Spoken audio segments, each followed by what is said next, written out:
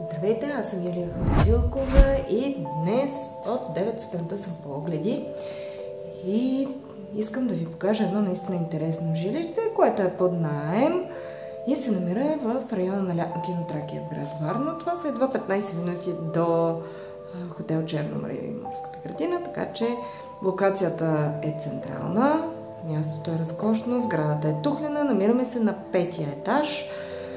Сега ще ви разведа из този интересен имот. Една хубава светла кухня, която е само на 2 години и за късмет към момента се радва на добра експлоатация от стопаните на къщата. Имаме абсолютно всичко необходимо. И най-големият ти плюс – съдомиялна.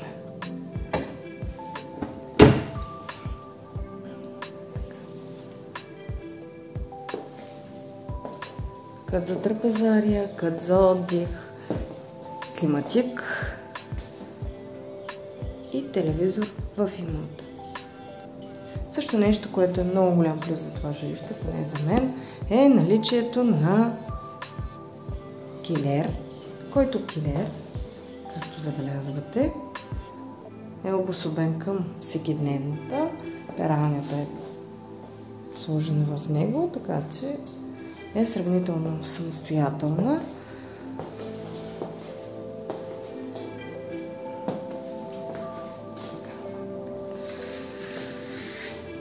Днес е изключително ветровит ден, но ще мога да ви покажа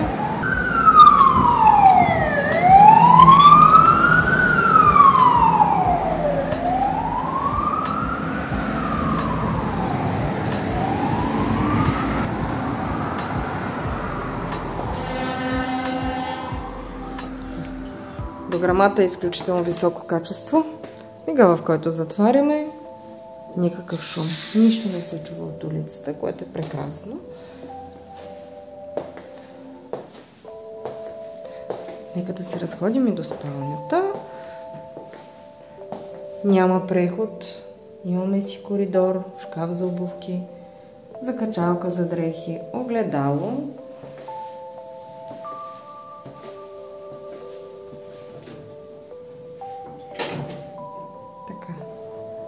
И това е спалнята. Не е голяма, но е функционална. Особено за дама. Имаме си тоалетка с огледало. В общи линии огледала в апартамента не липсват. Както и светлина. Спалнята също има малка тераска.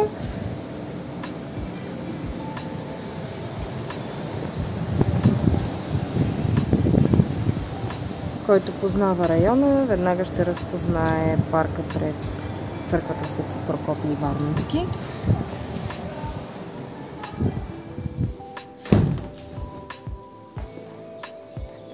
Матракът е нов.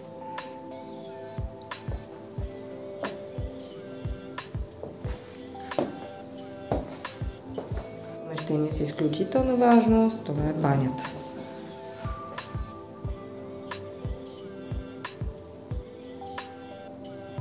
Понеже сме близо до морето, често ме питат за мухъл.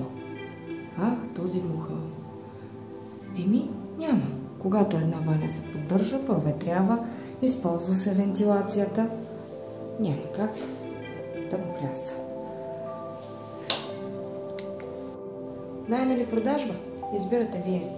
Конкретно това жилище се дава под наем за скромната сума от 600 лева на месец. Искам да ви кажа, че това е много топло жилище. До такава степен, че януарската му сметка за ток е едва 63 лева. Смея да кажа, че такава цена трудно може да се постигне. Не е важно само колко плащате за вашия наем, а и какви допълнителни консумативни разходи ще имате за едно жилище. Ако то е студено, няма значение, че плащате 500 лева и компенсирате сумата с още 200 лева за ток.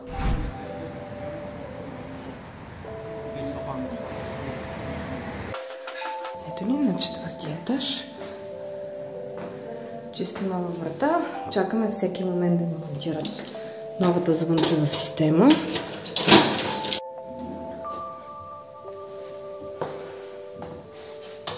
Това е коридорът на жилището. Осветлението е с фотоклетки, сензори, които отчитат движението. Не се налага да търсите ключове за контакт.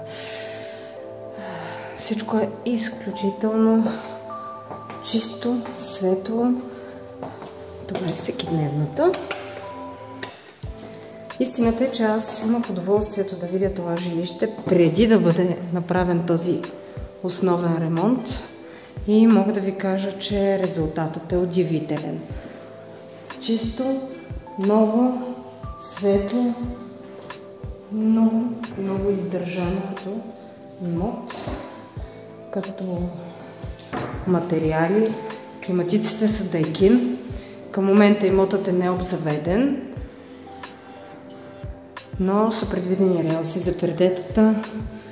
Имаме комарници на прозорците. Гледката от всекидневната е изключително приятна, въпреки че е градска. Имаме голямо отстояние от други сгради, много светлина. Забележете. Всеки един детайл, всичко е чисто ново. Кухнята изглежда малка на пръв поглед, но зад вратата се крият още допълнителни шкафчета. Забележете. Така. Имаме достатъчно контакти за допълнителни уреди, като кафемашина, блендер. Най-голямата ценност за една домакиня са домиялната. Така. Може би се питате, къде е пералнята? Ами, ето тук.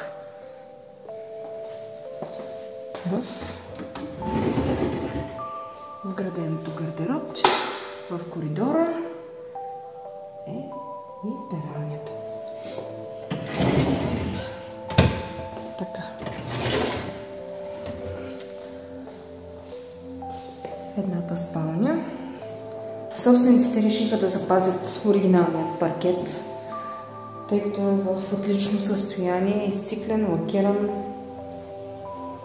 Който е запознат, е наясно, че естественото дърво е възможно най-доброто за настилка. Където не можахме да го запазим, съответно имаме ламинат. Тук освоихме терасата с идеята да се освободи допълнително складово пространство. Навсякъде, на всички прозорци имаме комарници. Сега ще ви представя и банята.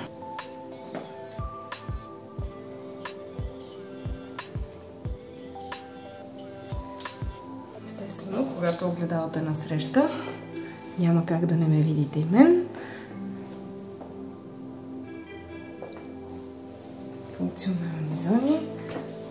Огледалото е с вградено осветление. Това прекрасно жилище може да бъде отдадено с или без обзавеждане по желание на клиента. Са запазени настилките в оригинал във всекидневната и в едната спалня. Както виждате, стаята е изключително просторна. Създава достатъчно възможност да се обособят всички необходими зони, кът за хранене, кът за отдих. Възможност има за обзавеждане. Собствениците са предвидили такова. Ако наемателите желаят, естествено, когато правим капитален ремонт, какъвто е създаден тук, най-доброто е да се обзаведе според вкуса на първия кандидат наемател, за да може той да се чувства добре и по възможност да остане възможно най-дълго, защото средствата, които са вложени, винаги имат най-добра възвръщаемост с първия наемател. Така че, както виждате, това е наистина едно разкошно жилище, което просто търси своят чисто ново. Никой не го е ползвал. Нито един ден този имот не е бил използван след ремонта. Така че, ако проявявате интерес, Свържете се с мен, вероятно докато видеото бъде качено, имотът ще бъде отдаден, но има много възможности. Ние търсим възможно най-добрите варианти за всеки един от нашите клиенти. Гъвкави сме, работим с хазяите, така че да удовлетворяваме нуждите и на двете страни. Стараем се по всички възможни начини да показваме имотите така, че да бъдат максимално удобни на всеки един клиент. Съобразяваме с техните нужди и с техните възможности, така че свържете се с мен. Път на недвижимите имоти представлява интерес за вас. Ако видеята, които правя, са ви интересни и считате, че можете да научите нещо ново, ще се радвам да се подпишете на канала ми. Ако имате въпроси, задавайте ги в коментари по-долу. Ще се постарая да ви отговоря възможно най-бързо.